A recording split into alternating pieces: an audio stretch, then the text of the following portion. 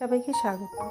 বেশ কিছুদিন ধরে ইউটিউবে দেখছিলাম অনেকেই এই সব ফেলে দেওয়া জারগুলো দিয়ে খুব সুন্দর সুন্দর জিনিস বানাচ্ছিল, যেগুলো দিয়ে অনেকে ঘরও সাজাচ্ছিল, এবার বিভিন্ন ধরনের জিনিসও রাখছিল, যেটা দেখতে বেশ ভালোই লাগছিল।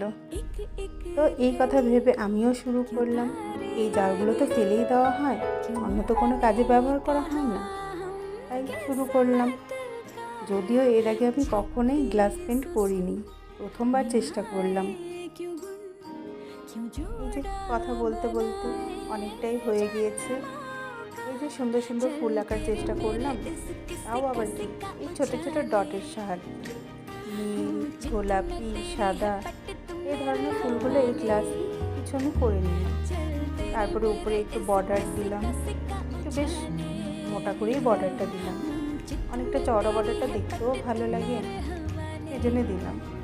আর তার উপরেও কিছু এই যে ডট ডট করে দিলাম। উপরে করার পর ভাবলাম নিচটা আবার একটু বেশ ফাঁকা ফাঁকা মনে হচ্ছে, তো নিচেও কি করলাম, নিচেও একটু পাতলা বর্ডার করে ওখানেও কিছু ডট ডট দিয়ে দিলাম, যেটা দেখতেও ভালো লাগছিল। এইভাবে এই গ্লাস জারটাকে আমি পেন্ট করলাম। যদিও প্রথমবার করেছি, তবু অতটাও মন্দ হয়নি।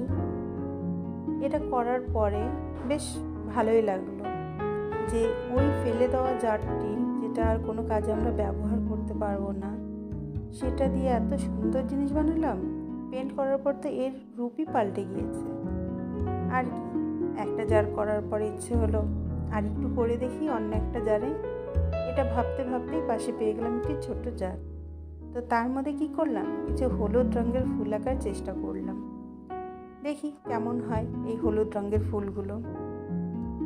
তো আমি গ্লাসের চারদিকেই 4টে হলুদ রঙের ফুল এঁকেছি এবং তার মাঝখানেও একটু কালার করে দিয়েছি, একটু ব্ল্যাক কালার দিয়ে, যেমন ফুলে থাকে মাঝখানে একটু অন্য কালার থাকে, তো সেটা আমি ব্ল্যাক দিয়ে করেছি এখানে।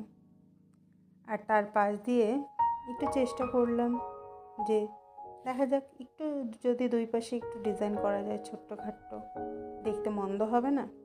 তো এটা ভেবেই আমি শুরু করলাম। এই যে সাদা আর গোলাপি রং মিক্সড করে নিয়ে করলাম। দেখতে দেখতে এটাও আমার কমপ্লিট হলো।